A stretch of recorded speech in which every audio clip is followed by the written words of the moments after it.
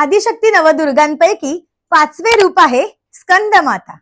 कुमार कार्तिकेय यांना स्कंद असे म्हणतात आणि म्हणूनच स्कंदाची माता म्हणूनच या दुर्गेला स्कंदमाता म्हणून ओळखले जाते।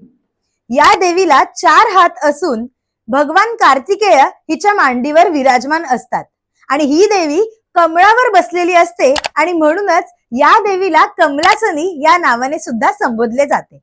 या दिवशी ललिता पंचमी असते। कित्येक जण याच दिवशी देवींची ओटी भरत असतात।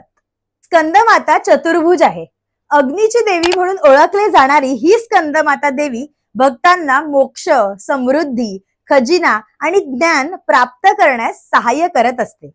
भक्तांच्या सर्व इच्छा पूर्ण करणारी ही स्कंदमाता देवी सूर्याचे रूप धारण करते आणि ही सिंहावर आरूढ आहे।